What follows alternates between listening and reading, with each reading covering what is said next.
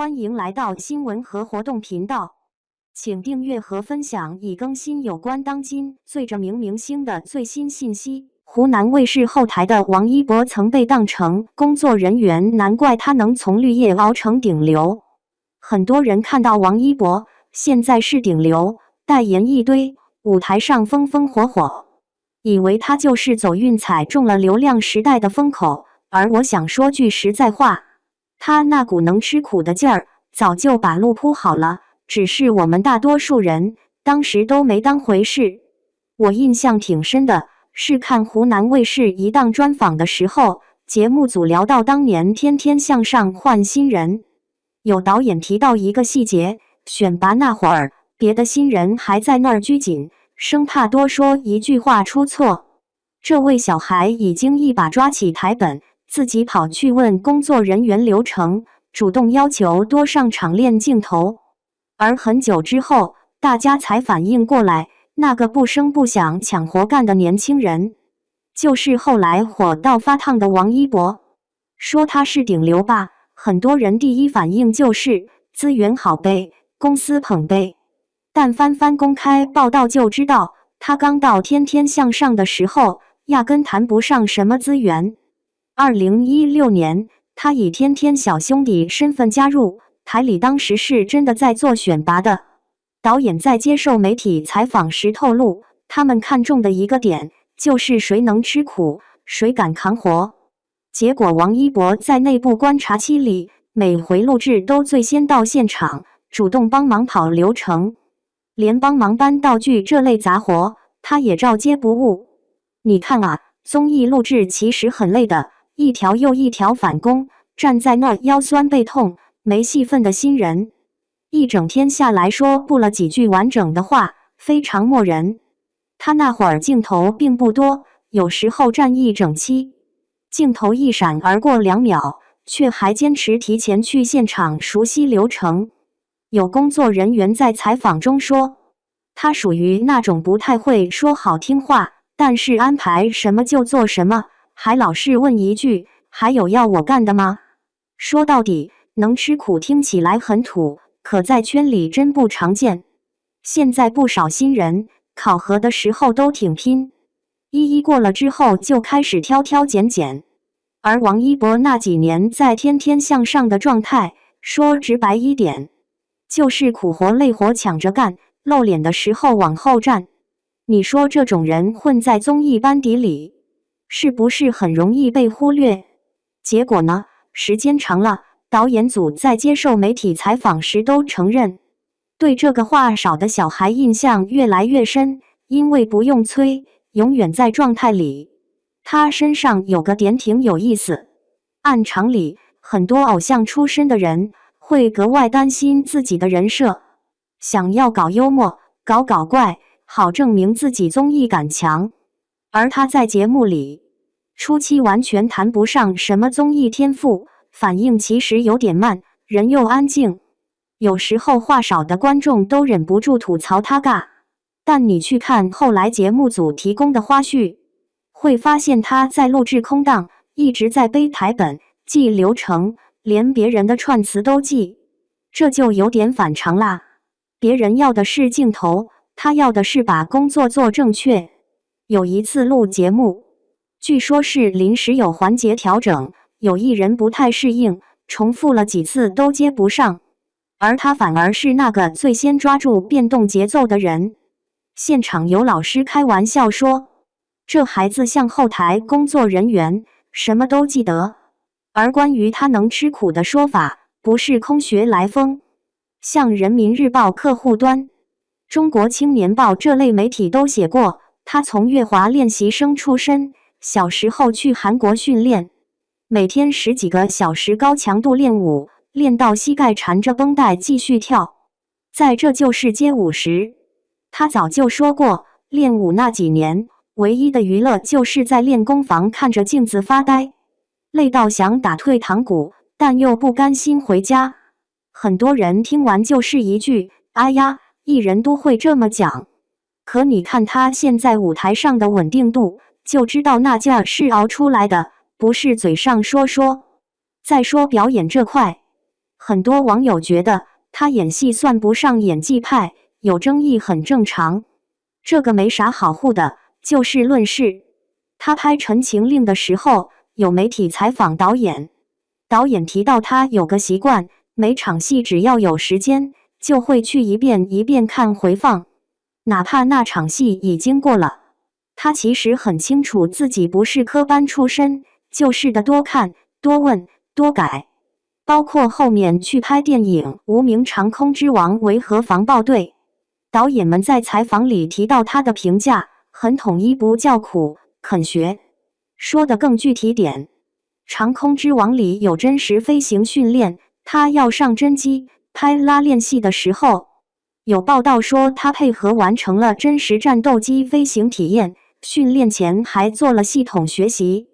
这种强度一般人扛不住，很容易晕机、呕吐。他在后面采访里说过，当时紧张的手心冒汗，但也不想给部队添麻烦，就咬着牙上。而维和防暴队拍的时候，剧组讲过一个细节，他穿着很重的防暴装备在高温下拍动作戏，浑身是汗也没叫停。工作人员劝他休息，他还说再来一条。有人会说，这不就是演员该做的吗？没错，按道理是本分，可现实就是，凡是愿意硬着头皮往前冲的人，永远是少数。尤其在流量艺人里，真要摔、真要打、真要泡在训练里，不是每个顶流都愿意。王一博身上这点，就显得有点老派，像过去那种老一辈演员的路数。镜头给不给是一回事，自己该做的先做到。而他在综艺时期的那种憋着劲往前冲，其实早就埋下了后面转型的伏笔。很多人现在只记得他因为《陈情令》爆红，觉得是运气好遇到爆款 IP。可如果往前翻，当年《天天向上》的制片在访谈里有说过，他们会给他安排一点小环节尝试，是因为看见他准备的比同龄人更认真。他不是站那儿等机会砸下来，而是通过每一期录制，慢慢让别人放心，把更多工作往他身上丢。我就纳闷了，很多网友嘴上说能吃苦算什么，大家都很辛苦，可真要摊到自己身上，愿不愿意做一个在角落里没人看见，还继续干活的人？王一博那几年在台里，说好听点是积累经验，说难听点就是当绿叶，被当布景板放了很久。他没大声喊过，也没到处去诉苦，反而一门心思把主持、舞蹈、反应力这些事一点点默。有一次看后台视频，他在走廊里一边看手机上一段舞，一边对着玻璃反复比划，动作抠得很细。路过的工作人员说他像个自闭的小孩，自己在那儿钻研，不太爱和人搭话。这种性格搁到娱乐圈的热闹环境里算吃亏型，不讨巧也不圆滑，但就是这种人最适合一门心思去把事情做到位。再说他对工作人员的态度，一些报道里提过，他给身边人印象就是话不多，但很有礼貌。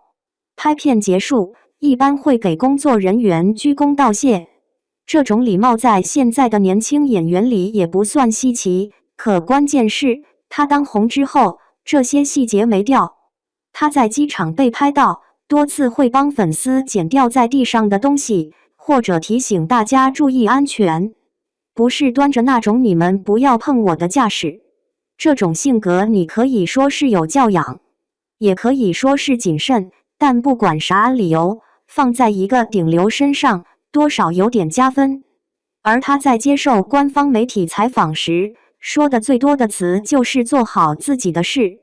有记者问他对顶流怎么看，他说的挺直接，这个词不是他给自己贴的，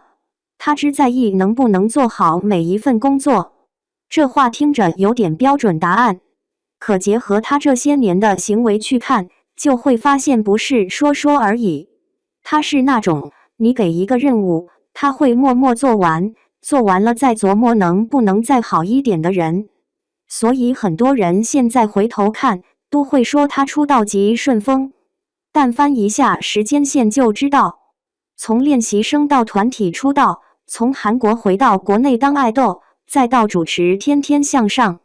那几年他的热度并不耀眼，甚至还有过被质疑存在感太弱的阶段。真正的转折点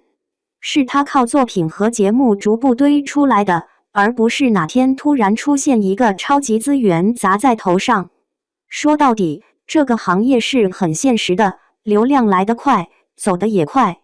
可是那些真正把能吃苦这个标签刻进骨子里的人，就算有一天光环没那么亮了，也不至于一下子摔到谷底，因为他会在没人看见的地方把下一步路先铺好。王一博这几年同时在做演员、歌手、赛车手，看上去像开了外挂。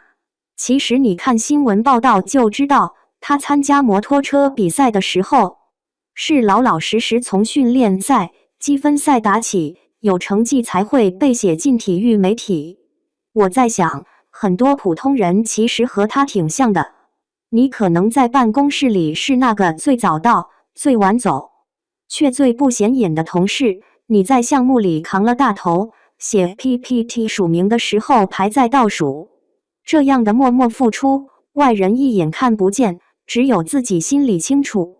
而王一博这种从小透明熬到顶流的经历，说的就是这种没人看见也要做好的倔劲。娱乐圈的光鲜都是打光打出来的，可打光之前，总得有人先把的线拉好，灯架架好。王一博的故事，某种程度上就是他一开始干的就是拉的线的活，只不过运气不错，后来也站到了台中央。而那句他能吃苦，听上去土，但挺准，像给他早年的所有选择盖了个章。说白了，很多时候命运不是那句你被选中了的宣言，而是早年在角落里的那些没人夸、没人记的认真。等哪天机会真来了，那些不起眼的小细节会突然全部清算，变成一个人最大的底气。其余的就交给时间慢慢给答案吧。反正时间这个东西从来不太偏心人。